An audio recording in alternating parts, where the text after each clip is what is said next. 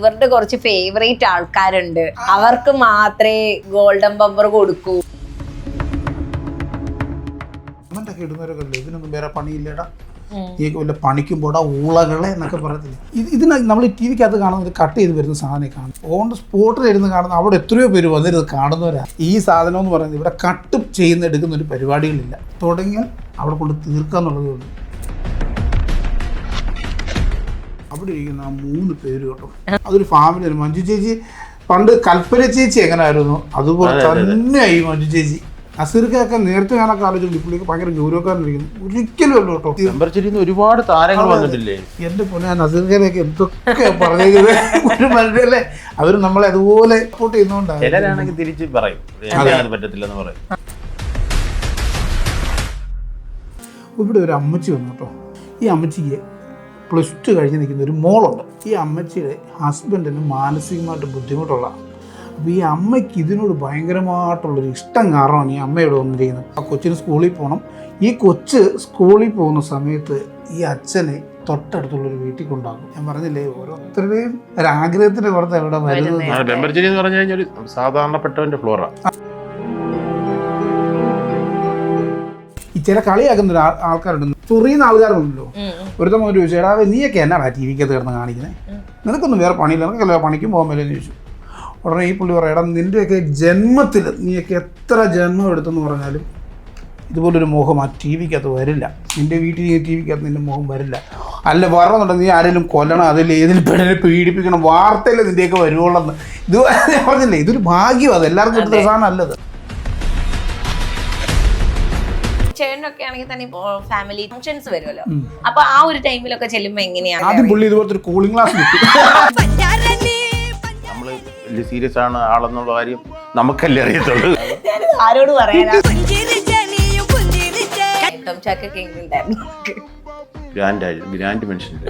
ഞാൻ എൻ്റെ ഒരു ബർത്ത്ഡേ എനിക്കറിയത്തില്ലായിരുന്നു, ഒരു ബർത്ത്ഡേ അന്നാന്ന് ജീവിതത്തിൽ കിട്ടിയ ഒരു ഭാഗ്യമാണ്.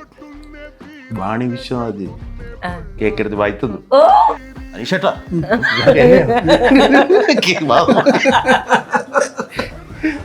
ഞാന് സഹകരിക്കാനൊക്കെ നല്ല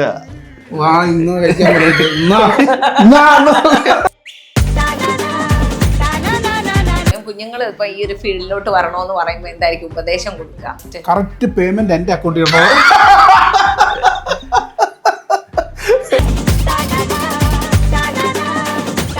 ും കഴിവുള്ള ആൾക്കാര് പുറകിന് വന്നുകൊണ്ടിരിക്കുക, ഇടിച്ചിടിച്ച് നിൽക്കുക. നമ്മളൊന്ന് ജസ്റ്റ് ഒന്ന് വഴി മാറി കൊടുത്താൽ ആ വഴിക്ക് വേറെ 2 ആൾക്കാർ കയറി പോകും. അപ്പൊ ആ കിട്ടുന്ന സമയം നമ്മൾ പണിയെടുത്താൽ നമുക്ക് കുറച്ച് അവിടെ നിൽക്കാൻ വേണ്ടി പറ്റും. പുതിയ പിള്ളേരൊക്കെ ഒന്ന് പെർഫോം ചെയ്യുന്ന കണ്ണു തള്ളി. ഈ ബമ്പർ ചിരിയിലേക്ക് ഫസ്റ്റ് നിങ്ങളൊരു കോംബോ ആയിട്ട് വരുന്നത് എങ്ങനെയാ? അയ്യോ, അത് പറയാനാണെങ്കിൽ അല്ല, അതായത് ഞങ്ങൾ വേറെ ചാനലിൽ കളിച്ചോണ്ടിരിക്കുകയായിരുന്നു. അപ്പൊ ഈ ബമ്പർച്ചിരി ഭയങ്കര ഹിറ്റായിട്ട് പൊക്കോണ്ടിരിക്കുമല്ലോ. അപ്പൊ നമ്മുടെ പ്രാവശ്യം വിളിക്കുകയും ചെയ്തു കേട്ടോ. വിളിച്ചു. അപ്പോഴത്തേക്കും അവിടുന്ന് ചാടി വന്നിട്ട് നമുക്ക് ഒന്നാമത്തെ കാര്യം, നമ്മളൊരു പാഷൻ കൊണ്ട് ഓടി വരുന്ന ആളുകളല്ലല്ലോ. കാരണം ഇത് നമ്മുടെ ജീവിതമാർഗ്ഗമല്ലേ. നമ്മളുടെ അടുത്ത് ചെന്നാൽ അവിടെ നിൽക്കണം. ആഗ്രഹമല്ല നമ്മുടെ ആഹാരത്തിൽ. അതെ, ആഹാരം അതാണ്. നമ്മളവിടെ നിൽക്കണമല്ലോ. അപ്പോൾ നമ്മൾ പണിയെടുത്തേ പറ്റുള്ളൂ. അപ്പോൾ 2-3 പ്രാവശ്യമൊക്കെ വിളിച്ചപ്പോഴും നമുക്ക് പറ്റുന്ന ഒരാൾ നമുക്ക് കറക്റ്റ് ആയിരിക്കണം. വെറുതെ ഓടി അങ്ങ് ചെന്നാൽ നമ്മുടെ ആഗ്രഹം തീർത്തിട്ട് കാര്യമില്ല. അപ്പം നമ്മുടെ ഒരു കൂട്ടുകാരനുണ്ടായിരുന്നു, അനീഷ് ബാലൻ എന്ന് പറഞ്ഞു. ആള് ഗ്രൂമറായിരുന്നു. ഇവിടെ വന്നു കഴിഞ്ഞപ്പോഴത്തേക്ക് എന്നെ വിളിച്ചിട്ട് ഇപ്പോൾ ബമ്പർച്ചിറ്റിലുണ്ട്. അപ്പോൾ ആൾ പറഞ്ഞാൽ ഇങ്ങനെ ഒരു സംഭവമുണ്ട്, ഇവിടെ നിൽക്കണം, നിങ്ങൾക്ക് അത് ഗുണമേ ഉണ്ടാവുള്ളൂ എന്ന് പറഞ്ഞു. അപ്പോൾ ആരെ വിളിക്കാം? അപ്പോൾ നമ്മളിങ്ങനെ പറഞ്ഞു വന്നപ്പോഴത്തേക്ക് അനീഷയുടെ കാര്യം പറഞ്ഞു. അപ്പം ഞാൻ എൻ്റെ വീട്ടിലിങ്ങനെ പറഞ്ഞു, എടി അനീഷയുടെ കറക്റ്റായിരിക്കും. പുള്ളിക്കാരും പറഞ്ഞു ശരിയാണ്. ഞങ്ങളും ഇതിനു മുമ്പ് വേറൊരു സ്കിറ്റ്, ഒരു അമൃതല്ലേ ഒരു സാധനം കളിച്ചു, അത് ഭയങ്കര രസമുള്ള സ്കിറ്റായിരുന്നു. അത് പെട്ടെന്ന് ഞങ്ങളുടെ മനസ്സിലേക്ക് വരുന്നത് എന്നാന്ന് വെച്ചാൽ, ഈ പറഞ്ഞ മരണ വീട്ടിൽ മരിച്ച വീട്ടിൽ ഒരുപാട് സംഭവം ഉണ്ടാവും. ഒരു മരിച്ച വീട്ടിൽ തലേ ദിവസം ബോഡി കൊണ്ടുവന്നു. അപ്പൊ ഈ മരിച്ച വീട്ടിൽ അടിക്കാൻ വേണ്ടിയിട്ട് കുറെ ടീമുകൾ കാണും. അപ്പൊ ഒരു പുള്ളിക്കാരൻ ഒരു സാധനം മേടിച്ച് വെച്ചിട്ട് ഇങ്ങനെ അടിക്കാൻ വേണ്ടി ഒരുങ്ങി നിൽക്കുക. ഞങ്ങൾ ഉണ്ടാക്കി കളിച്ചതാട്ടോ. അടിക്കാൻ വേണ്ടി ഒരുങ്ങി നിന്നപ്പോഴത്തേക്കും അന്ന് 1-ാം തീയതി കിട്ടത്തില്ല. ഇന്നലെ അടിച്ച സാധനത്തിന് പകുതി ഇരിപ്പുണ്ട്. അത് അടിക്കാൻ വേണ്ടിയിട്ട് ഇങ്ങനെ നിന്നപ്പോൾ മരിച്ച വീടല്ലേ, പലരും വരും വർത്താനം പറയാൻ വേണ്ടി വരും. അപ്പോൾ ഇത് കിണറ്റിൻ്റെ കരയുന്നതുകൊണ്ടേ അടിക്കുന്നത്. ഗ്ലാസ്സിനകത്ത് തുറന്ന് ഒഴിച്ച് ഇങ്ങനെ അടിക്കാൻ തുടങ്ങുമ്പോൾ അമ്മാൻ വരും, മാറ്റി വെക്കും. പിന്നെ ഒന്ന് വർത്താനം പറയാം. പിന്നെ പുള്ളിക്ക് ഒരെണ്ണം കൊടുക്കേണ്ടതായിട്ട് വരും, പുള്ളിക്കും കൊടുക്കും. പിന്നെ ഇച്ചിരിയല്ലേ ഉള്ളൂ സാധനം, പിന്നെ 2 പേർക്ക് അടിക്കണ്ടേ. ഇയാൾ ചെറുതായിട്ടൊന്ന് ഒഴിഞ്ഞപ്പോൾ ഈ കിണറിൻ്റെ വക്കിനകത്തോട്ട് ഇറങ്ങിയിട്ട് 2 പേര് അതിനകത്ത് കാല് കമച്ച് വെച്ചിരുന്നു, അതിനകത്തിരുന്ന് അടിക്കുക. അത് ഭയങ്കര രസമായിരുന്നു. അപ്പം അങ്ങനെ വന്നപ്പോഴത്തേക്കാണ് ചേട്ടായി വിളിക്കാൻ പറഞ്ഞത്. ചേട്ടായി വിളിച്ചപ്പോഴത്തേക്കും നമ്മൾ നേരത്തെ പറഞ്ഞല്ലേ എടാ നിൽക്കാൻ പറ്റുമെന്നുള്ളതാണ് വേണ്ടത്. അപ്പൊ ആദ്യം വേണ്ടെന്നൊക്കെ വെച്ച് പിന്നെയും കുഴപ്പമില്ല, നമുക്ക് കുറേ പ്രാവശ്യം പോകാൻ. ഞങ്ങൾ വന്ന് കേട്ടോ, ഞങ്ങൾ വന്ന് കാര്യങ്ങളൊക്കെ സെറ്റാക്കി. അന്ന് രാത്രിയിൽ ഞങ്ങൾ ഇതുപോലെ റൂമിൽ കിടക്കുക. അന്ന് 2 കൊച്ചു അന്ന് സോന അല്ലേ, സോന അന്ന് ചെറുപ്പത്തിലേ ഉള്ളു, അവിടെ ഡിഗ്രി അല്ലേ. ആ കൊച്ചിന്റെ സ്കിറ്റ് ഞങ്ങൾ കണ്ടു. അന്നേരം തന്നെ ഞങ്ങൾ പെട്ടിക്കകത്തോട്ട് തുണി പാക്ക് ചെയ്ത് കഴിഞ്ഞു. കാരണം അത്രക്ക് പെർഫെക്റ്റ് ആയിരുന്നു ഡയലോഗ്. തെറ്റെന്നില്ലെന്ന് പറഞ്ഞാൽ 10 ദിവസം ഗ്രൂമിങ്ങാ, അതിന്റെ ക്വാളിറ്റി അത് കാണിക്കും. നമ്മളിപ്പോ വായി വരുന്ന തോന്നുന്ന പോട്ടല്ല, അവര് 10 ദിവസം അത് 10 ദിവസം അത് ചിട്ടയായിട്ടുള്ള പരിശീലനം കൊണ്ടാണ് അവർ വന്ന് അങ്ങനെ പെർഫോം ചെയ്യുന്നത്. ഇവിടുത്തെ കുട്ടികളായാലും അമ്മമാരൊക്കെ വന്ന് ചെയ്യുന്നുണ്ടല്ലോ. 10 ദിവസം ഗ്രൂമേഴ്സ് നല്ല രീതിയിൽ കഷ്ടപ്പെട്ടിട്ടാണ് അവർ ആ പ്ലാറ്റ്ഫോമിൽ കൊണ്ട് നിർത്തുന്നത്. നമ്മൾ ആ വകുപ്പില്ലല്ലോ, അക്കടൊക്കെ പറഞ്ഞ് ഇങ്ങനെ ആലോചിച്ച് കളിക്കുന്നില്ല. ഇവിടെ വന്നപ്പോൾ ഞങ്ങൾ ഇത് കണ്ടോ എന്നാ പറഞ്ഞിടാ ജിനി പോയേക്കാന്ന് പറഞ്ഞു. ഞങ്ങൾ പ്രൊഡ്യൂസറെ അടുത്ത് ചെന്നത് വാങ്ങിക്കാണ്ട് ചേട്ടാ പണി പാളുന്ന കേസാ, നമ്മളെ നിൽക്കത്തില്ലത്. പുള്ളി പറഞ്ഞു എടാ ഒരു കുഴപ്പമില്ല, നീ ഇവിടെ നിൽക്കാവേ, നിങ്ങളിവിടെ നിൽക്കുക, ഒരു പ്രാവശ്യം കളിച്ചു നോക്കാം എന്നിട്ട് നമുക്ക് ബാക്കി പിടിക്കാന്ന് പറഞ്ഞു. ജീവിതത്തിൽ ആദ്യമായിട്ട് ഞങ്ങൾ ഒരു ഉറക്കളത്തിൽ ഒരു സ്കിറ്റിന്റെ റിഹേഴ്സൽ ചെയ്തു. ഒരു സ്കിറ്റ് ഒരു ഷെഡ്യൂളിൽ ഒരു സ്കിറ്റ് ഞങ്ങൾ കളിച്ചു. ആ സ്കിറ്റാണ് സാധാരണ ആത്മാവിനെ ആവാഹിച്ച് എവിടെ കയറ്റുന്നത് അല്ല, ഞങ്ങൾ അന്ന് കലത്തിനകത്ത് കയറ്റ കലം മേടിക്കാൻ പൈസ ഇല്ലാത്ത ഈ പുള്ളി ചോറ്റുപാത്രം മേടിച്ചിട്ടുണ്ട്. അത് കേൾക്കുമ്പോൾ തന്നെ അതിന് ചിരി വരത്തില്ലേ. ആ സാധനം ഞങ്ങള് അതും ഐസിയുന്റെ വാതിലാണ്, പൈസ ഇല്ല പുള്ളിക്ക് തരാൻ വേണ്ടിയിട്ട്. ബോഡി ഇറക്കണമെന്നുണ്ട്, അവിടെ പൈസ കൊടുക്കണം. പൈസ ഇല്ലാത്തതുകൊണ്ട് ആ ബോഡി അവർക്ക് തന്നെ വിറ്റു. അങ്ങനത്തെ ഒരു സിറ്റുവേഷൻ പിടിച്ചു വെച്ചിട്ട് അന്ന് ആ സ്കിറ്റ് കളിച്ച് അത് ഗംഭീര സ്കിറ്റായിരുന്നു. അത് കഴിഞ്ഞിട്ട് വള്ളംകളി ആ ഷെഡ്യൂളിൽ തന്നെ കളിച്ച് വള്ളംകളി 75 സ്കിറ്റ് കളിച്ച്.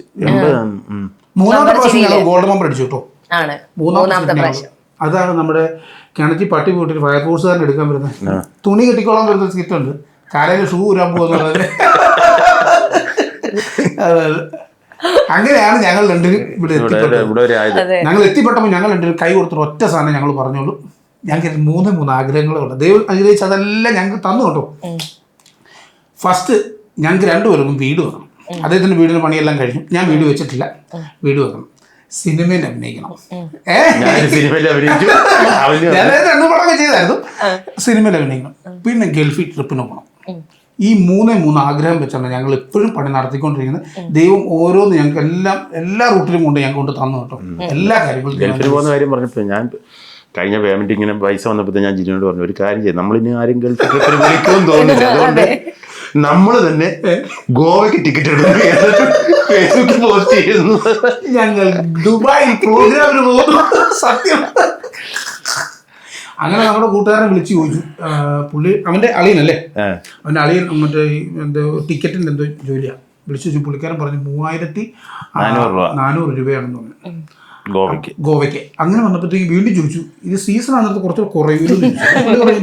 അത്ര 3000 രൂപയൊക്കെ വരുമായിരിക്കും. ഇല്ലല്ലേ അത്യാവശ്യം വലിയ ഒന്ന് കുറയുവാണെങ്കിൽ, കുറച്ചുകൂടെ കുറയുവാണെങ്കിൽ എന്നാലും നമുക്ക് പോകാമല്ലോ എന്നല്ല പുള്ളി പറഞ്ഞാൽ. അങ്ങനെയാണ് നിങ്ങൾ വരണ്ട,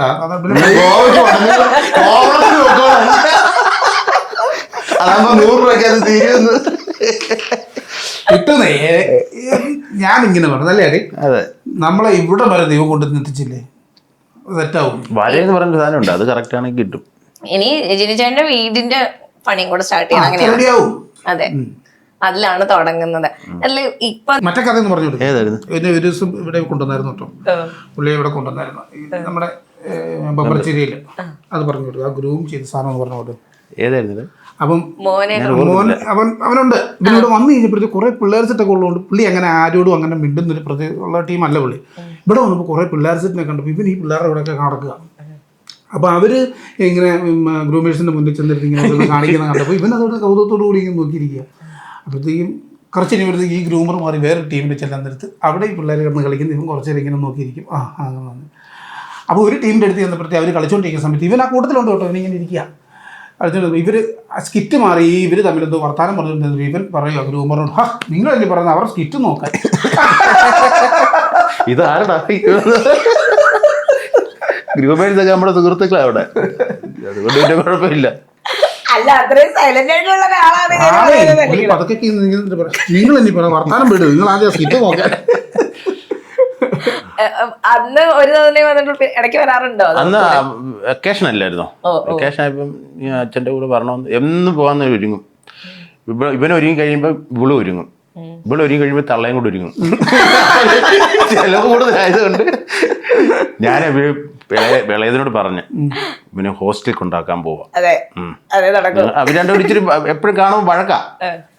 ഭയങ്കര സ്നേഹമാണ്, വഴക്കുവാ. അപ്പോൾ ഹോസ്റ്റലിൽ കൊണ്ടാക്കാനെന്ന് പറഞ്ഞിട്ട് ഇവിടെ വന്നു. അപ്പോൾ അതിന് ഇവിടെ കിടക്കുക. അപ്പം വീഡിയോ കോൾ ചെയ്യും അമ്മ അവിടെ നിന്ന്. ഞാൻ പറഞ്ഞാ നമ്മള് ഹോസ്റ്റലിലാണ്.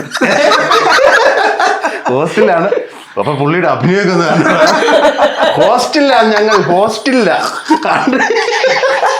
അല്ലെങ്കിൽ അവിടെ വിഷയം ഉണ്ടാക്കുന്നത് അച്ഛന്റെ ആ ഒരു ഇത് കിട്ടിയിട്ടുണ്ടോ? ഇവന് അനുകരിക്കുന്നത് കൂടുതല്. ഇതൊക്കെ നരനകത്ത് തടി എടുത്തോണ്ട് വരുന്നത് ആക്ഷൻ കാണിക്കുന്ന ഈ പിള്ളേർക്ക് ഏറ്റവും കൂടുതൽ ഇഷ്ടം. ഡയലോഗ് അല്ലല്ലോ, കോപ്രായൊക്കെ കാണിക്കും. പിന്നെ അതിന് മിടുക്കനാണല്ലോ. ഇവന്റെ എല്ലാ ചേഷ്ടകളും അനുകരിക്കും. അതെ. അതായത് ചേട്ടനൊക്കെ ആണെങ്കിൽ തന്നെ ഇപ്പം നിങ്ങക്ക് ഫാമിലി ഗെറ്റ് ടുഗദർ അങ്ങനത്തെ ഒക്കെ മറ്റേ ഫങ്ഷൻസ് വരുമല്ലോ. അപ്പൊ ആ ഒരു ടൈമിലൊക്കെ ചെല്ലുമ്പോ എങ്ങനെയാ നിങ്ങളോടുള്ള ചേട്ടൻ എങ്ങനെയാ ആൾക്കാരോടൊക്കെ സഹകരിക്കുന്നത്? നമുക്ക് നിങ്ങളെ ഇങ്ങനെ സ്കിറ്റില് കണ്ട് കോമഡി പറഞ്ഞ് കൗണ്ടർ അടിച്ച ആൾക്കാരെ മാത്രമേ കൂളിംഗ് ഗ്ലാസ് എനിക്ക് മനസ്സിലായില്ലേ ജോലി. അതായത് ആൾക്കാരോട് പെട്ടെന്ന് മിങ്കിൾ ആവാറുണ്ടോ? അതുണ്ട്. പിന്നെ അവര് നമ്മളെ കാണുമ്പോ നമ്മൾ ചിരിച്ചോണ്ടല്ലേ നമ്മളെ എടുത്തോട്ട് വരുന്നേ. നമ്മൾ ചെയ്ത് വെച്ചേക്കുന്ന ഓരോ കാര്യങ്ങള് നമ്മൾ വലിയ സീരിയസ് ആണ് ആളെന്നുള്ള കാര്യം നമുക്കല്ലേ അറിയത്തുള്ളൂ. അപ്പൊ നമ്മള് സീരിയസ് പിടിച്ച് അങ്ങോട്ട് ചെല്ലുമ്പോ അവര് അയ്യോ നിന്നെ നമ്മൾ അവരുടെ കൂട്ടത്തിൽ ചേരുവാ. അതെ. അവരുടെ ഉള്ളിൽ ഭയങ്കര ഇൻട്രോവേർട്ട് അല്ലെങ്കിൽ അധികം സംസാരിക്കാത്ത ആളാണെങ്കിലും അതെ നേരം വെറുതെ അറിയാം. ഞാൻ എനിക്ക് അങ്ങനല്ലോ കേട്ടോ. അതിപ്പോ നിങ്ങളോട് സംസാരിക്കുമ്പോ തന്നെ മനസ്സിലായി. കുറേ ചോദിച്ചാൽ ഇവന്റെ വേറെ പ്രശ്നം ഞാൻ പറയാം. ഇവന്റെ ഒരു നെഗറ്റീവ് ആണോ അത് അറിയത്തില്ല. നമ്മളിപ്പോ ഒരു സാധനം പ്ലാൻ ചെയ്തോണ്ടിരിക്കുകയാണല്ലോ. ഇപ്പൊ സ്കിറ്റ് നമ്മൾ പ്ലാൻ ചെയ്തോണ്ടിരിക്കുക. നമ്മളിവിടെ ഇരിക്കുന്നു. ഇപ്പൊ ഒരു സുഹൃത്ത് അതിലേ പോകും. അപ്പൊ നമ്മൾ അതിനകത്ത് ഇങ്ങനെ ഞാനാണെങ്കിൽ അത് ശ്രദ്ധിക്കത്തില്ല. ആ നോട്ടത്തിൽ അങ്ങ് പോകും. മറ്റേ മൈൻഡ് ഇവിടെ കിടക്കത്തില്ലേ. ഇത് അവിടെ അവനത് ബ്രേക്ക് ചെയ്ത് അളിയാ ചായ കുടിച്ചിട്ടു. അപ്പൊ ഞാൻ ഇങ്ങനെ തലയ്ക്കകത്ത് ഇതിട്ടോണ്ടിരിക്കല്ലേ. ഇവിടെ ശ്രദ്ധിക്കടാ. ഓക്കെ പോട്ടെ. ഏതായാലും മായാവിയൊക്കെ വഴി എല്ലാ ഏണും കയറി പിടിച്ച് ഞാൻ അങ്ങനെ കേട്ടോ. എനിക്കൊരു നേരം പോലും സാധനം പോലും. അപ്പൊ അതുകൊണ്ട് പൊതുവെ വെമ്പർച്ചിരിയിലൊരു ഇതുകൊണ്ട് ഞാൻ ഭയങ്കര ജാടയാണ്, പുള്ളി ഭയങ്കര സോഷ്യല എന്നുള്ള കാര്യം. ഇല്ല ഞാൻ അങ്ങനൊന്നുമില്ല. ഞാൻ എല്ലാവരുമായിട്ട് നല്ല കമ്പനിയാണ്.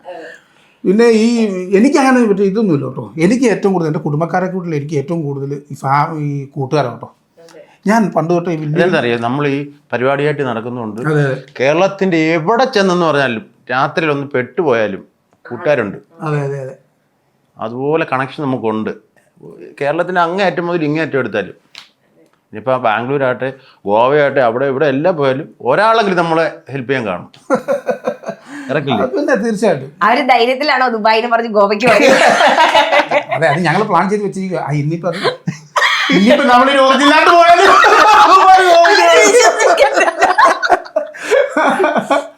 എന്റെ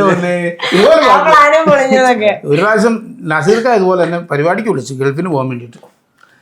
അപ്പം 2 മൊബൈലിനകത്ത് സിം ഇട്ടേക്കുന്നത്. ഇത് ഇട്ട മൊബൈൽ സൈലന്റ് പോയി മറ്റേത് എൻ്റെ കയ്യിലും ഉണ്ട്. മറ്റേത് വണ്ടിക്കകത്ത് കിടക്കുമായിരുന്നു. ആ ട്രിപ്പിന് പോകാൻ പറ്റില്ല.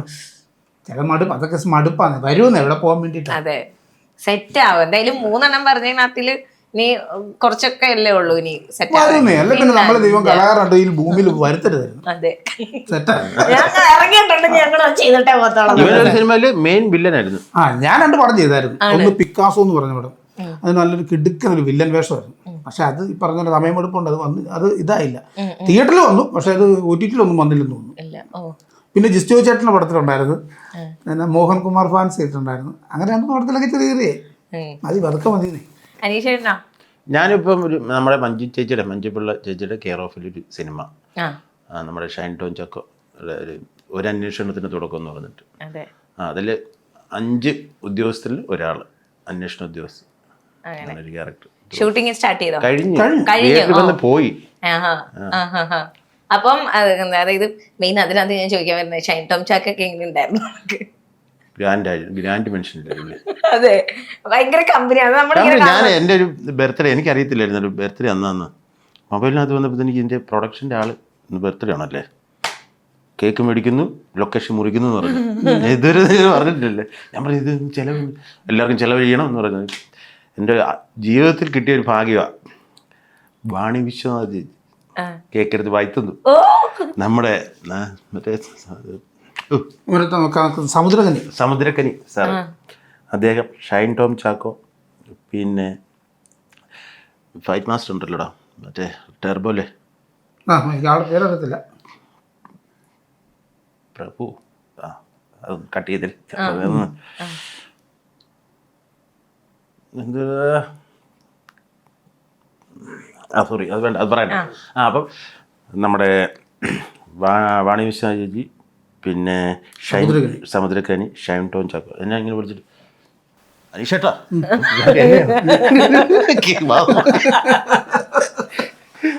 ഞാൻ സഹകരിക്കാനൊക്കെ അല്ല,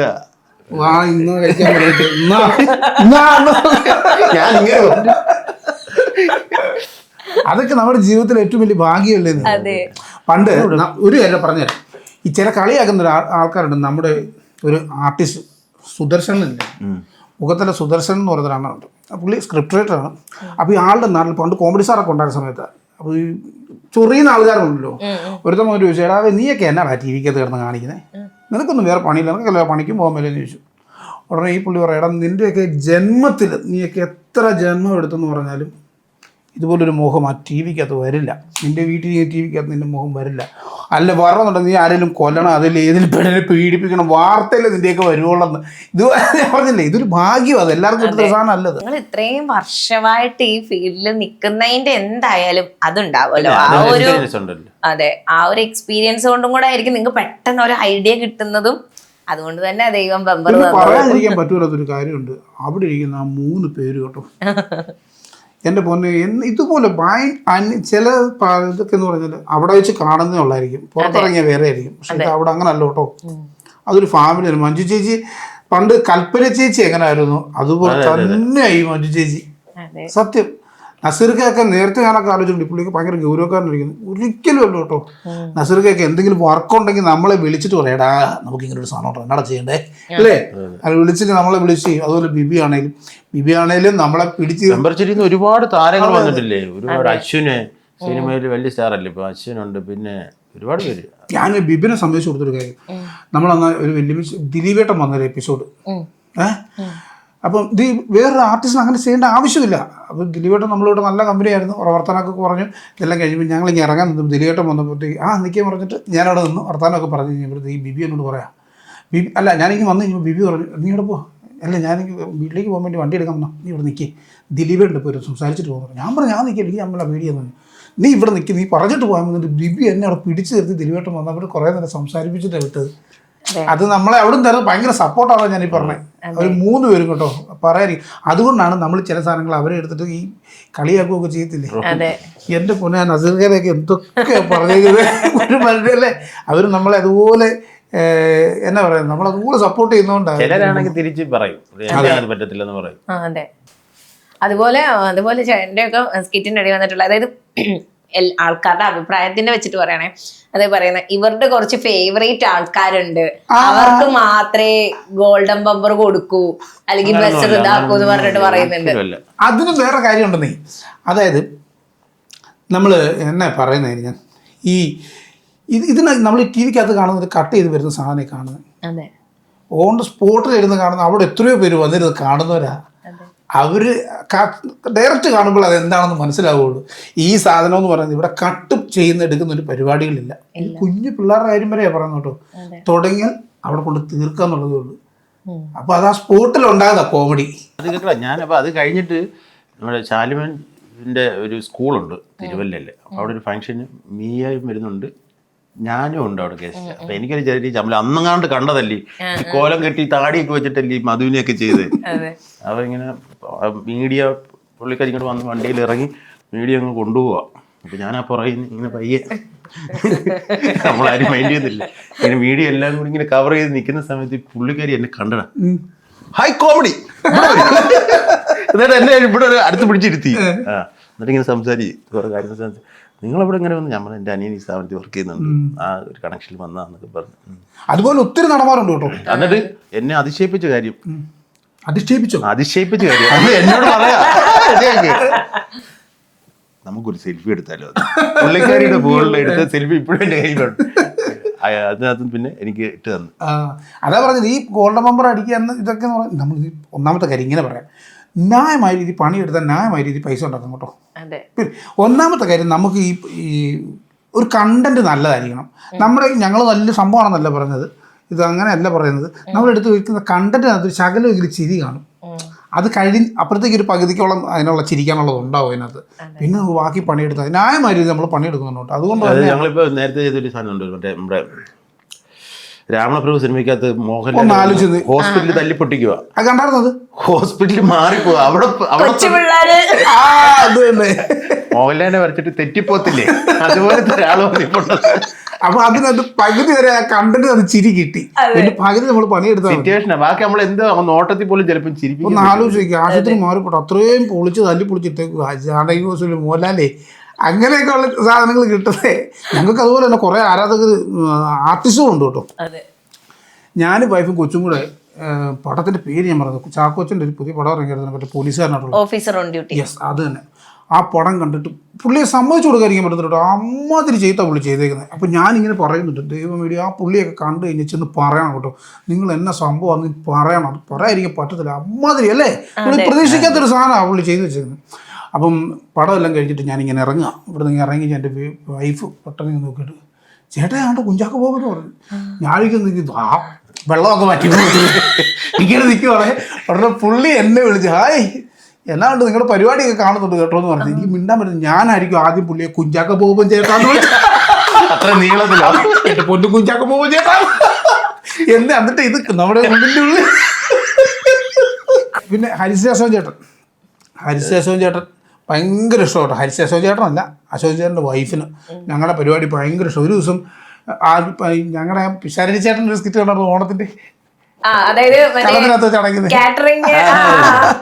അത് ഞങ്ങളിങ്ങനെ ഇരുന്നപ്പോഴത്തേക്ക് ഒരു ദിവസം ഒരു കോള് വന്ന്, ഞാൻ ഹരിശേഷവനാണ്, എടാ നിങ്ങളുടെ പരിപാടികൾ ഞങ്ങൾ കാണാറുണ്ട്, വീട്ടിൽ എല്ലാവർക്കും ഭയങ്കര ഇഷ്ടം. അത് കേൾക്കുമ്പോൾ ഭയങ്കര ഇഷ്ടമല്ലേ. സിനിമയൊന്നും കിട്ടിയില്ലെങ്കിലും കുഴപ്പമില്ല, ഇതിലൊക്കെ ഭയങ്കര. വേറെ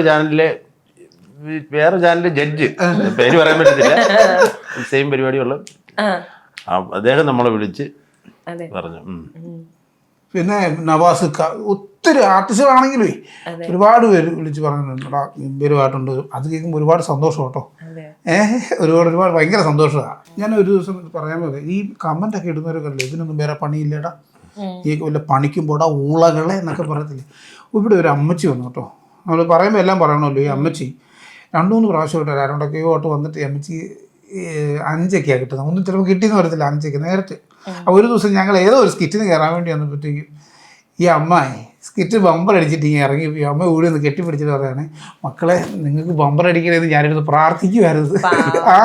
അപ്പം ഞാനിതൊക്കെ കഴിഞ്ഞപ്പോൾ ഈ അമ്മച്ചി അടിക്കുന്ന ഫുഡ് കഴിച്ചുകൊണ്ടിരുന്നപ്പോൾ ഞാനിങ്ങനെ വീട്ടിലെ കാര്യമൊക്കെ ചോദിച്ചപ്പോൾ ഈ അമ്മച്ചി പറഞ്ഞത്, ഈ അമ്മച്ചിക്ക് +2 കഴിഞ്ഞ് നിൽക്കുന്ന ഒരു മോളുണ്ട്.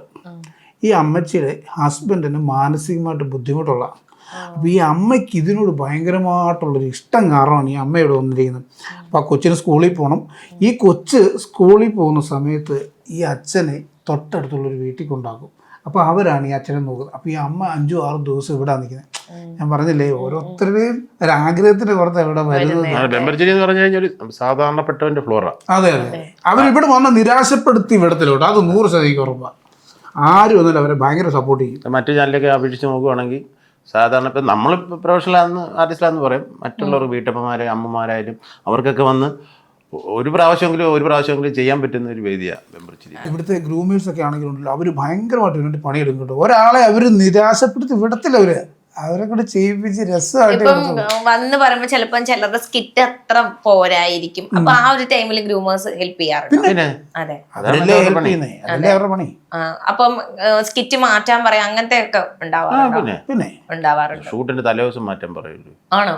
ഞങ്ങളോട് സ്കിറ്റ് ഫ്ലോറിലോട്ട് കയറാൻ നേരത്ത് മാറ്റി കളിച്ചിട്ടുണ്ട്. മാറ്റി പോകത്തിലിടാന്ന്. അതായത് ഒരു പശു ഞങ്ങൾ കളിച്ചു വെച്ചിരുന്ന സാധനം ഇതാണേ. സേതുരാമയ്യർ CB അദ്ദേഹത്തിൻ്റെ ഒരു കേസിൻ്റെ സംബന്ധിച്ചിട്ടൊരു പെൻഡ്രൈവ് പുള്ളി ജോലിക്ക് പോകാൻ വേണ്ടി ഇറങ്ങിയപ്പോൾ പശു മാന്ന് വെച്ച് ഇങ്ങനെ മുത്തം കൊടുക്കാൻ വേണ്ടി ഇങ്ങനെ കുനിഞ്ഞപ്പോൾ ഈ പെൻഡ്രൈവ് താഴെ പോയി.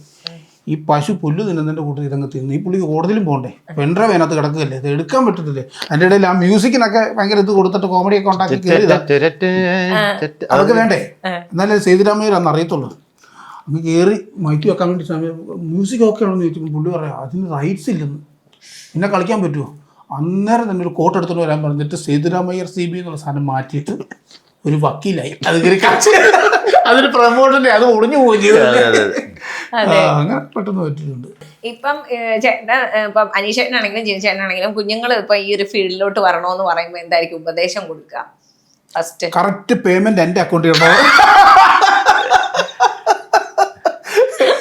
ഇല്ല, അത് പിള്ളേരൊക്കെ ടാലന്റ് ഉണ്ടെങ്കിൽ വരട്ടെ. അല്ല, പഠനം അന്ന് നിങ്ങളുടെ ടൈമിലെന്ന് വെച്ചാൽ നിങ്ങൾ പഠിത്തം അങ്ങനെ ഫോക്കസ് ചെയ്യുന്നല്ലോ, ഡയറക്റ്റ് ഈ ഒരു ഫീൽഡിലേക്ക് വരിക അങ്ങനത്തെ. അപ്പം കുഞ്ഞുങ്ങള് അങ്ങനെ ഒരു കാര്യം ഇങ്ങനെ ഒരു ഫീൽഡിനോട് ഒരു ഇൻട്രസ്റ്റ് കാണിക്കുമ്പോൾ എന്തായിരിക്കും? ആദ്യമേ പഠിത്തത്തിൽ പോട്ടെ. അല്ലെങ്കിൽ ഇപ്പം പണ്ട് കറക്റ്റ് ക്ലീശ സാധനമൊന്നും അല്ലത്. പണ്ട് നമ്മുടെ അപ്പനപ്പന്മാർ പറയത്തില്ല പഠിക്കണം എന്നല്ലേ നല്ല പറ്റുള്ളൂ. ശരിയല്ലേ, കറക്റ്റല്ലേ. നമുക്ക് മക്കളുണ്ടാകുമ്പോഴേ നമുക്കത് അറിയാൻ പറ്റുള്ളൂ. സത്യം പറഞ്ഞാൽ നമ്മളൊരു കലാകാരനും കഴിവുള്ള ആൾക്കാർ പുറകിന് വന്നുകൊണ്ടിരിക്കുക, ഇടിച്ചിടിച്ച് നിൽക്കുക. നമ്മളൊന്ന് ജസ്റ്റ് ഒന്ന് വഴി മാറിക്കൊടുത്താൽ ആ വഴിക്ക് വേറെ 2 ആൾക്കാർ കയറി പോകും. അപ്പൊ ആ കിട്ടുന്ന സമയം നമ്മൾ പണിയെടുത്താൽ നമുക്ക് കുറച്ച് അവിടെ നിൽക്കാൻ വേണ്ടി പറ്റും. പുതിയ പിള്ളേരൊക്കെ വന്ന് പെർഫോം ചെയ്യുന്ന കാണുമ്പോൾ കണ്ണ് തെള്ളിപ്പോകും. കാരണം നമുക്ക് ഇത്ര എക്സ്പീരിയൻസ് ഉണ്ടെന്ന് പറഞ്ഞിട്ട് അതേ എക്സ്പീരിയൻസ് തന്നെ അവരവിടെ കാണിക്കുന്ന പിള്ളേര്. അതുപോലെ തന്നെ ഇപ്പം ഈ നമ്മുടെ സെലിബ്രേഷൻസ് കാര്യങ്ങളൊക്കെ വരുന്നുണ്ടല്ലോ, ഓണം, ക്രിസ്മസ് അങ്ങനെയൊക്കെ വരുമ്പോഴത്തേക്ക് നിങ്ങൾ പുറത്ത് സ്റ്റേജ് പ്രോഗ്രാംസ് ഒക്കെ ചെയ്യുന്നുണ്ടോ? ഉണ്ട്, പുറത്ത് സ്റ്റേജ് പ്രോഗ്രാം ഉണ്ട്. ഇപ്പം ഞാനും ജിനുവിടെ ഈ വർഷം നമ്മുടെ തിരുവനന്തപുരം മാഗ്നറ്റോ എന്ന് പറഞ്ഞിട്ട് സെന്തിൽ ചിറയൻകീഴ് ഡയറക്റ്റ് ചെയ്യുന്നൊരു മിമിക്സ് ട്രൂപ്പ് ഉണ്ട്. ഞങ്ങൾ കുറച്ച് പേര് കൂടി ചേർന്ന് ഒരുപാട് പരിപാടികൾ കളിക്കുന്ന സമിതിയാണ്. എല്ലാ വർഷവും ഇങ്ങനെ ത്രൂ ഔട്ടായിട്ട് ഡെയിലി ചെയിൻ പരിപാടി കളിക്കുന്ന സമിതിയാണ്. അപ്പൊ അവിടെ കൊണ്ട് ഞങ്ങൾ തല വെച്ചിട്ടുണ്ട്. ഇവിടുന്ന് ഷൂട്ട് കഴിഞ്ഞ് അവിടെ ഓടണം, അവിടെ കൂടി ഇവിടെ വരണം. ഈ ഷൂട്ട് ഈ പറഞ്ഞപ്പോഴൊരു കാര്യം പറഞ്ഞത്, ഇതുപോലെ റിസ്ക് പിടിച്ചൊരു പരിപാടി. ഞാൻ ഒന്നാമത്തെ കാര്യം നമ്മുടെ കൂടുതൽ ഡ്രൈവറൊന്നും ഇല്ലല്ലോ, ഞാൻ ഒറ്റയ്ക്കാണ്. അപ്പോൾ കഴിഞ്ഞതിൻ്റെ മുമ്പത്തെ വർഷം ഈ മാഗ്നറ്റല്ലേ ഞങ്ങൾ വിളിച്ചുകൊണ്ടിരുന്നത്. അപ്പോഴത്തേക്കും തിരുവനന്തപുരത്ത് ഷൂട്ട് കഴിഞ്ഞ് എന്നോട് പറഞ്ഞത് കൊല്ലത്തെ പരിപാടി എന്ന് പറഞ്ഞത്. അപ്പോൾ ഞാൻ കാർ ഓടിച്ച് വരും കേട്ടോ. അപ്പോൾ ഞാൻ അതിൻ്റെ തലേദിവസം എനിക്ക് വേറെ ആവശ്യമായിട്ട് ഞാൻ എൻ്റെ വൈഫും കൊച്ചിനുമായിട്ടാണ് പോയത്. അപ്പോൾ ഞാൻ കാർ ഓടിച്ച് അവിടെ നിന്ന് ഇങ്ങോട്ട് വരുന്ന വഴിക്ക് അന്നേരം വിളിച്ചിട്ട് പറഞ്ഞു പത്തനംതിട്ടല്ല പരിപാടി എന്ന് പറഞ്ഞു. മാവേലിക്കര വേണ്ടാന്ന് പറഞ്ഞു. കൊല്ലത്ത് മാവേലിക്കര പിടിക്കണം എന്തോ ഒരു സമയമുണ്ട്. ഞാൻ വെച്ചളകി അടിച്ച് വെറ്റി അവിടെ ചെന്ന് ഫസ്റ്റ് സ്കിറ്റ് ജിഷോയാണ് കളിക്കുന്നത്. ഫസ്റ്റ് സ്കിറ്റ് ജിഷോയുടെ, രണ്ടാമത്തെ എൻ്റെ സ്കിറ്റാണ്. അപ്പോൾ ഞാൻ പരിപാടി തുടങ്ങിക്കോളാൻ പറഞ്ഞു. വെച്ചളക്കും അതുപോലെ ഇവിടുന്ന് പോകുമായിരുന്നു. തിരുവനന്തപുരത്ത് നിന്ന് മാവേലിക്കരയ്ക്ക് വരുമോ രാത്രിയിൽ അടിച്ച് വിട്ട് വരുന്ന സമയത്ത് കറക്റ്റ് ആ സ്റ്റേജിൻ്റെ അവിടെ എത്തിയപ്പോഴത്തേക്ക് ഫസ്റ്റ് സ്കിറ്റ് കഴിച്ച് ഡാൻസ് തീരുക. ഞാൻ വണ്ടി ഇങ്ങനെ കൊണ്ട് നിർത്താൻ നേരത്തെ ഞങ്ങളുടെ ബസ് ഓടിക്കുന്ന പുള്ളി ഓടി വന്ന് താക്കോലിക്ക് മേടിച്ചു. ഞാൻ ഈ പുറകോടി ഇറങ്ങി ഓടി ഇങ്ങനെ ഓഡിയൻസിൻ്റെ ഇടയ്ക്ക് ഷർട്ട് ഊരിക്കൊണ്ട് അവിടെ ചെന്ന് ഒരു ഷർട്ട് എടുത്തിട്ട് പാട്ട് കയറി പറഞ്ഞു. ഞാൻ കറക്റ്റ് സ്കിറ്റിൽ കയറി. അത് കയറി കഴിഞ്ഞിട്ട് ആ പരിപാടി കഴിഞ്ഞ് വീട്ടിലോട്ട് തിരിച്ചു വരിക. ഞാൻ ഹരിപ്പാട് വന്ന് ഫുഡ് കഴിച്ചപ്പോൾ എറണാകുളത്താണ്. ഫുഡ് കഴിച്ചിട്ട് അവിടുന്ന് വിട്ടടിച്ചിങ്ങനെ വരുന്ന വഴിക്ക് വണ്ടി കുറേ സൈഡിലോട്ട് അങ്ങോട്ട് വണ്ടിയുടെ ഇടതുവശത്തെ ടയർ അങ്ങ് പൊട്ടിപ്പോയി. ഒന്ന് ആലോചിച്ചിരിക്കും, ഞാൻ അങ്ങോട്ട് പോകുന്ന വഴിക്കായിരുന്നെങ്കിൽ ഞങ്ങൾ തീർന്നു പോയതിന്. ഈ പ്രാവശ്യം ഇതാണ് അല്ല ഞാൻ പറഞ്ഞത്, നമ്മൾ ഈ ഒറ്റയ്ക്കുള്ള ഡ്രൈവിങ് ഈ പ്രാവശ്യം ചെയ്യുന്നത് അതിനേക്കാളും അപ്പുറം. കാര്യം മാഗ്നറ്റോ എന്ന് പറഞ്ഞ നിസ്സാര ഒരു പരിപാടി കളിക്കുന്ന പ്രൂഫല്ല, ഇഷ്ടം പോലെ പരിപാടി കളിക്കുന്നത്. ഇപ്പം ഞങ്ങളുടെ ഒരു വിശ്വാസം ഞങ്ങൾ രണ്ടുപേരുടെ ആയതുകൊണ്ട് ദൈവം അനുവദിച്ച് കുറച്ചൊരു പരിപാടികൾ കിട്ടണം എന്ന് ഞങ്ങൾ പ്രതീക്ഷിച്ചിരിക്കുകയാണ്. അതെ, തീർച്ചയായും. ഞങ്ങൾ രണ്ടുപേരും മാത്രമല്ല കേട്ടോ, ഞങ്ങൾ രണ്ടുപേരും മാത്രമല്ല, ഗംഭീര ആർട്ടിസ്റ്റാണ്. സജീവ് മൂത്ര എന്ന് പറഞ്ഞ ആർട്ടിസ്റ്റുണ്ട്. പിന്നെ പെണ്ണിൻ്റെ വേണം മുന്ന എന്ന് പറഞ്ഞൊരു പെണ്ണുണ്ട്. ഞാൻ സെഞ്ചൽ സിറേങ്കിലുണ്ട്. അങ്ങനെ ഗംഭീര ഒരു പരിപാടിയായിട്ട് നിൽക്കുന്നു. എന്തായാലും കിടിലനായിരിക്കും എന്നുള്ളത് പ്രത്യേകിച്ച് പറയേണ്ട ആവശ്യമൊന്നും ഇല്ല. അത് സ്പോട്ടിൽ കിട്ടും. എന്താ അറിയോ, നമ്മൾ ചാനലിൽ കാണിക്കുന്നതല്ല, നാട്ടുകാരുടെ മുമ്പിൽ ചെന്ന് ആയിരക്കണക്കിന് ആൾക്കാരുടെ മുമ്പിൽ ഇരുന്ന് കാണിക്കണ്ട. അവിടെ മറക്കാനോ പിടിക്കാനോ ഓർത്തെടുക്കാനോ ഒന്നും സമയമില്ല. ഇത്രയേ ഉള്ളൂ സമയം. കാരണം സോഷ്യൽ മീഡിയ അത്രയും ആക്റ്റീവ് ആണല്ലോ. അതിന്റെ ഇടയ്ക്ക് ഉത്സവപ്പറമ്പിൽ ഇപ്പൊ ആള് വരാൻ ചാൻസ് കുറവാണ്. വന്നിരിക്കുന്നവരെ നമ്മൾ മുഷിപ്പിക്കരുത്. ഓ, ഈ പറയുന്ന പോലെ സ്റ്റേജിൽ കയറുന്നതിന് തൊട്ട് മുമ്പ് സ്കിറ്റ് മാറ്റിയിട്ട് കയറി കളിച്ചാലൊക്കെ അല്ലേ, അതൊക്കെ നമുക്ക് ചുമ്മാ പറയാമേ, അതൊക്കെ കാര്യത്തില്ല. അല്ല, അതൊരു എന്താ പറയാ, ഈ മാഗ്നറ്റ് എന്ന് പറഞ്ഞ സമിതിയിൽ കഴിഞ്ഞ പ്രാവശ്യം ആരുടെ വരെ ഞാൻ പകരം പോയി കളിച്ച് ബിനു ബിനു ചേട്ടന് എന്തോ സൗകര്യം പറഞ്ഞപ്പോഴത്തേന് എക്സ്പീരിയൻസിന്റെ കാര്യം പറഞ്ഞ കേട്ടോ. ഇവിടുന്ന് ചെല്ലുക, പുള്ളിക്ക് പകരം 3 സ്കിറ്റുണ്ട് കളിക്കണം. പുള്ളിയുടെ അത്രയും ടാലൻ്റൊന്നും അല്ല നമ്മള്, എന്നാലും ഇവിടുന്ന് എന്നെ വിളിച്ച് ഞാൻ അവിടെ ചെന്ന് ഒരു സ്കിറ്റ് ആദ്യം നോക്കി, 10 മിനിറ്റ് കൊണ്ട് അടുത്ത സ്കിറ്റ്.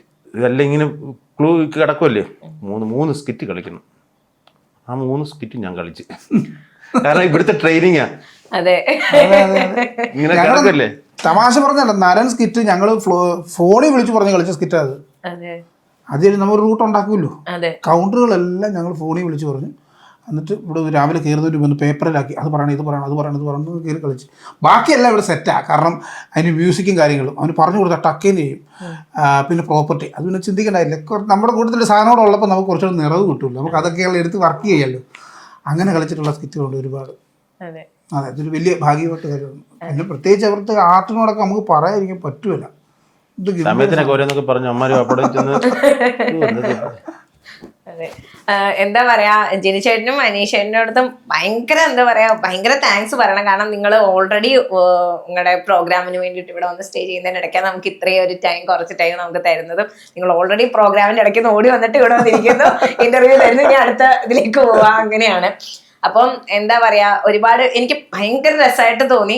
ഫസ്റ്റ് നമ്മൾ കാണുന്ന ടൈമിൽ ഇങ്ങനെ ഒരു ടെൻഷൻ വരില്ല, അയ്യോ ഇങ്ങനെയാ ഉണ്ട്, എങ്ങനെയാ ഇത്, അതുണ്ട്. കോമഡി ആണെന്ന് പറഞ്ഞാൽ പോലും ഓക്കെ, നമ്മള് ദൈവമേ. പക്ഷെ ഭയങ്കര രസമായിട്ട് എനിക്ക് ഭയങ്കര ചേട്ടന്മാരെ പോലെ ഇരുന്നിട്ട് ഭയങ്കര ക്ലോസ് ആയിട്ട് തന്നെ സംസാരിച്ചു. ഒരുപാട് താങ്ക്സ്. മോളുണ്ടല്ലേ? ഉണ്ട്, 5 വയസ്സുള്ള. ഞാൻ പുള്ളിയുടെ ചിന്ത മുഴുവൻ അവിടെ ആയിരുന്നു. അതല്ല, ഫോൺ ചെയ്തപ്പോഴേ കുഞ്ഞിന്റെ ശബ്ദം കേട്ട് വിളിച്ച് അതെപ്പോഴും അന്വേഷിച്ചുകൊണ്ടിരിക്കുകയാണ്. അങ്ങനെ. അപ്പോൾ ഒരുപാട് താങ്ക്സ്. ഇനി ഞങ്ങളുടെ മെയിൻ സ്ട്രീം വണ്ണിന്റെ പ്രേക്ഷകരോടായിട്ട് എന്താ ചേട്ടനും ജിനിച്ചേട്ടനും അനീഷേട്ടനും പറയാനുള്ളത്? മെയിൻ സ്ട്രീം വണ്ണിലെ പ്രേക്ഷകരോട് ഞങ്ങൾക്ക് ഇത്രേ പറയാനുള്ളൂ. ഇതുവരെ തന്ന പ്രോത്സാഹനം കൊണ്ട് മാത്രമാണ് ഞങ്ങളിപ്പോൾ ഇവിടെ ഇരിക്കുന്നത്. തുടർന്നും നല്ല പ്രോത്സാഹനം തരിക, ഷെയർ ചെയ്യുക, ഒരുപാട് സന്തോഷം കേട്ടോ. കാര്യം ഞങ്ങളൊക്കെ ഇത് ഒരുപാട് ആഗ്രഹിച്ചിരുന്ന, ഇതുപോലെയൊക്കെ എത്തണം, ഇതുപോലുള്ള ഇൻ്റർവ്യൂസിലൊക്കെ വരണം എന്നൊക്കെ ഒരുപാട് ആഗ്രഹിച്ചിട്ടുണ്ടിരുന്ന കാര്യം ഒരു വലിയൊരു സംഭവത്തിലേക്ക് എത്തിപ്പെടാൻ നമ്മുടെ മെയിൻ സ്ട്രീം വണ്ണിനും അതിൻ്റെ പുറകിൽ പ്രവർത്തിക്കുന്ന എല്ലാവർക്കും 1000 നന്ദി പറയുന്നു. അപ്പം ഞങ്ങളുടെ ഈ പരിപാടികൾ കാണുക, പ്രോത്സാഹിപ്പിക്കുക. പിന്നെ പ്രവാസികൾ കാണുന്നുണ്ടെങ്കിൽ ഞങ്ങൾക്കൊരു ട്രിപ്പ് എല്ലാം സെറ്റാകുന്നല്ലേ? അല്ലെ ഞങ്ങൾ ഗോവയ്ക്ക് പോകേണ്ടി വരും.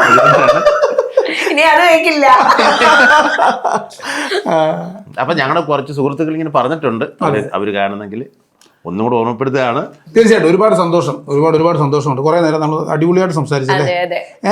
സന്തോഷം, ഒരുപാട് സന്തോഷം. ഞങ്ങളുടെ പരിപാടികൾ കാണുക, നമ്മുടെ ഇന്റർവ്യൂ ആയിട്ടൊന്നും ഫീൽ ചെയ്തൊന്നുമില്ല, നമ്മുടെ കുറച്ച് കാര്യങ്ങൾ അങ്ങോട്ടും ഇങ്ങോട്ടും. അതെ. അപ്പം ഇത് ഷെയർ ചെയ്യുക, സപ്പോർട്ട് ചെയ്യുക, കമന്റുകൾ ഇടുക. എന്തെങ്കിലും ഞങ്ങൾ പറഞ്ഞതിനകത്ത് ആർക്കെന്തെങ്കിലും വിഷമങ്ങളോ കാര്യങ്ങളോ ഉണ്ടോ? അതെ അത് താഴെ കമന്റ് വന്നെങ്കിൽ തീർക്കുക.